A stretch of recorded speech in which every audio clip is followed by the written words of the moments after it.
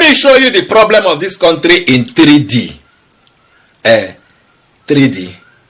When I say 3D, very, very explanatory. You can understand them. You cannot say, now here, now where the problem is. And you know the interesting thing.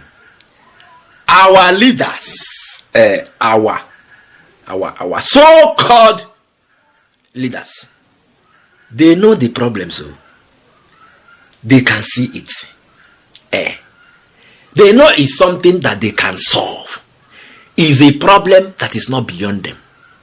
But they have sworn never to do anything about it. Why? Because their agenda is come in, chop your chop, go your way, leave the problem for the next person. I may be the problem. We know where the problem is originating from. We can see you, everybody. Okay, even if you cannot see it, the video I want to play for you now, you go see it. You go see now where the problem is. No money. You go see where the money they go. What we have in the corridors of power today are rich men without enterprise. They can never survive outside the corridors of power. Politicians, Nigerian politicians, these guys need they need to be studied. Nah, forget it. The worst kind of thing that will happen to you is that something they do you. You know, say now the problem is this, but you are living in denial because you don't want to solve it. Wasting everybody's time. Yes, suffering everybody. Telling us baby steps of pain, light at the end of the tunnel. It's just 1 year. Give us more time. Which time? When you are not putting things in place to ensure that the future is bright. With the way this government is going, all the very clear. Yes. Now darkness will be inside so. And the kind of light that will illuminate in this kind of darkness, now light will get level. And they will never allow that light to come to play. Rather, they go find candle or lamp that will just give small illumination. Illuminate the whole place. Make people see what they happen. They will never. They have sworn never to make this country work. Let me give you the 3D explanation of our problems, so you now go understand. Say we are in for a long thing. If not, wait. In fact, we need a leader with a direction. That is the only thing that will make us not to be on a long thing inside this country. And that long thing we will be on top is still infinitum. It no get endo. Unless there is an intervention. Yes, from person that is willing to solve the problem of this country. Look at the problem of Nigeria in 3D. Make I show you now. Watch this video. Come to the comment section and tell me that the man that spoke in the video, or that will be speaking in the video that I'm about to play for you, is lying, or that he is pained that he lost the election. Now waiting at the talk that hey, they are pained. People that lost the election, they are pained. That is why they are talking. Watch this video. Let us meet in the comment section. Tell me how you can have the National Secretary of National University Commission recently said that Nigerian universities are in urgent need of PhD holders. Okay, they ask myself, who wants to be a PhD holder? If you become a PhD holder, you are employed as a graduate assistant level 2 or so in university. Your salary is 150,000 naira. Let me be generous and give you 200,000. That means in 1 year you earn 2.4 million. Let's say it's 2.5 million. 2.5. If you decide as a PhD holder with 2.5 million naira annual salary to buy the car they've given to somebody whose only qualification in secondary school, it will take you 64 years. So what do we... Why would anybody want to be a PhD holder? The level of criminality amongst our politicians is a disincentive to people who want to study. When we talk about corruption, the reason why, because this is corruption, the reason why it is bad for society is that corruption kills entrepreneurship. Nobody thinks in a corrupt country. I said every day, why will I work hard to create a business and suffer to grow the business when I can make more money from being a politician? So you don't see people struggling to build business. Corruption kills professionalism. Why am I going to work hard to MPhD, research to be a professor? Because what I told you now, for a professor, is double the salary, 400,000 if he's paid. Why will I struggle to be a professor? In fact, if you're a professor, your salary, like I said, is 400,000 monthly, 4.8, so call it 5 million annually. For 4 years, without spending your money, you earn 20 million as a professor. 1 month's salary of National Assembly member is 21 million. Why do you want to be a professor? So corruption kills entrepreneur, kills professionalism. So would you advise the president to do what he has done to the Supreme Court by increasing by 300% all university professors? I'm going to, for me as president, we're going to dismantle this criminality. Everybody have to come at the same level, and we discuss the future of the country. And I say it is not without kind. This is something that is verifiable. I was governor of a state. I was impeached within 6 months. You know that. Of being a governor. And what was the problem? My own office as governor, there was a budget to renovate my office because it was burnt. The budget to renovate it was 298 million. I spent 42,300,000. That was my number one offense.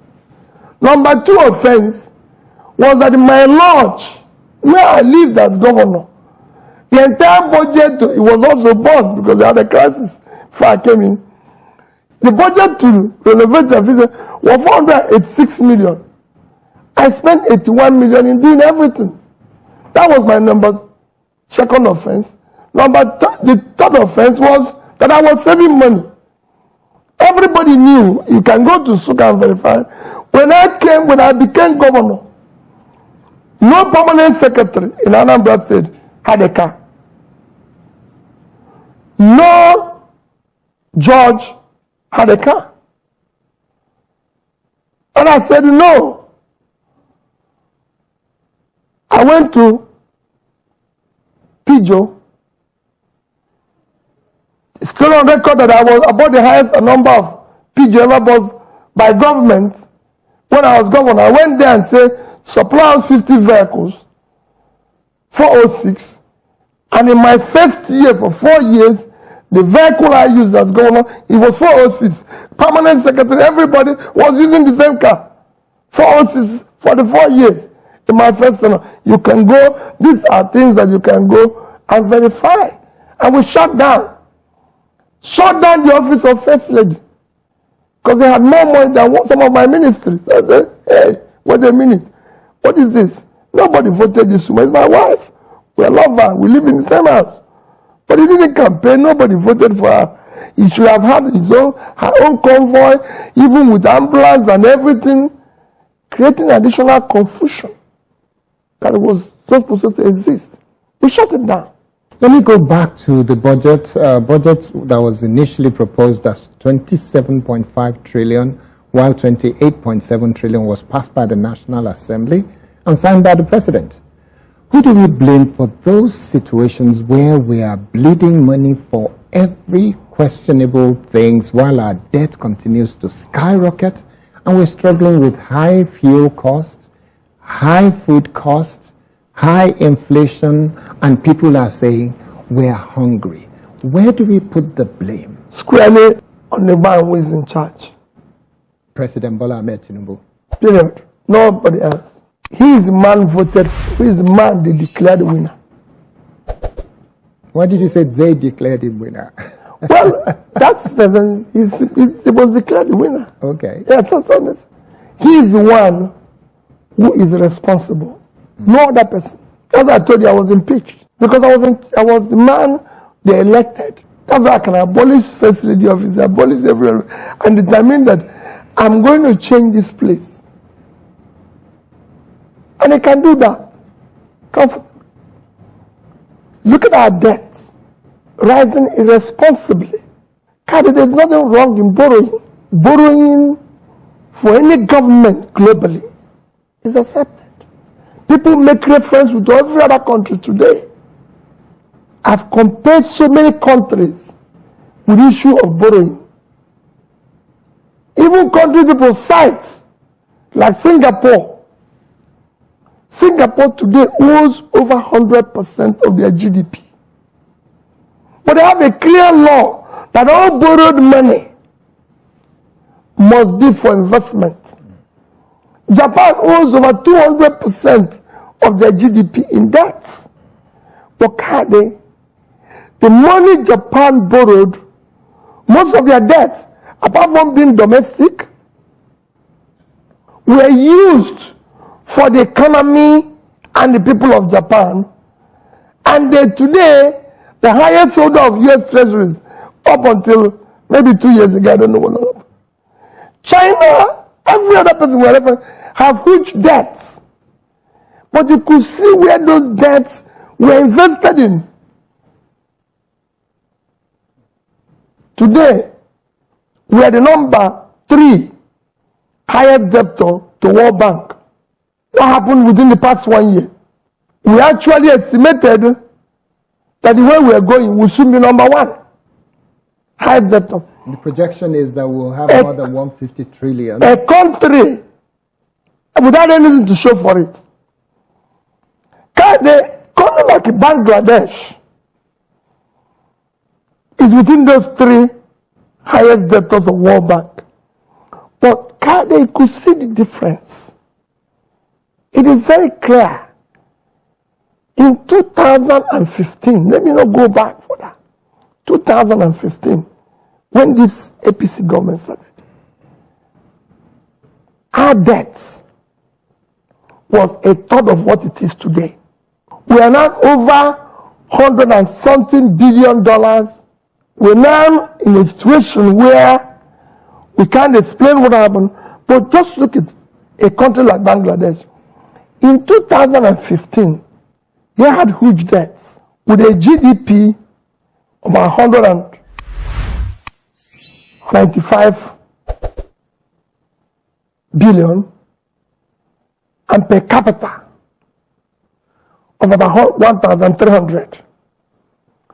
Today, Bangladesh, as of 2023, is with a GDP of over $460 billion, with a per capita of over 2,500.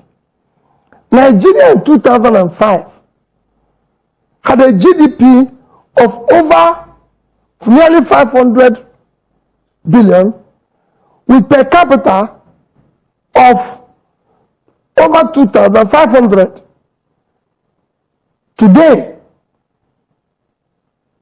our per capita is just about a little bit over 1,000.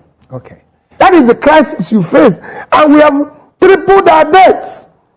That means the money we borrowed were all either swallowed by snakes, pythons, tortoise, monkey, all sorts of things. That's why we are now in this new song of go, where people put the money, the elephants even follow that ate the money, because the man goes to parties. Okay. So it's a crisis situation.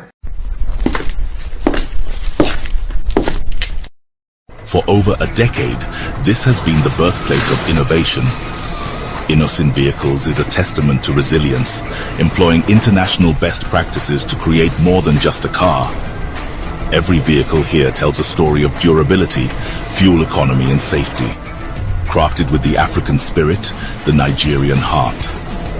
These vehicles surrounding me embody the unique concept of regionalization, each one designed to cater to the tastes and preferences of our people. From the streets in Nigeria to the terrains of the Sahara, these vehicles are designed for our roads, for our people. This is more than a vehicle. It's a symbol of our progress, our resilience, our collective success story. Your feedback drives us to continuously innovate and improve. Innocent Vehicle, the pride of African roads. I beg. If you like this update, subscribe to my channel. I beg. Biko, Ejo, Da Allah. Subscribe.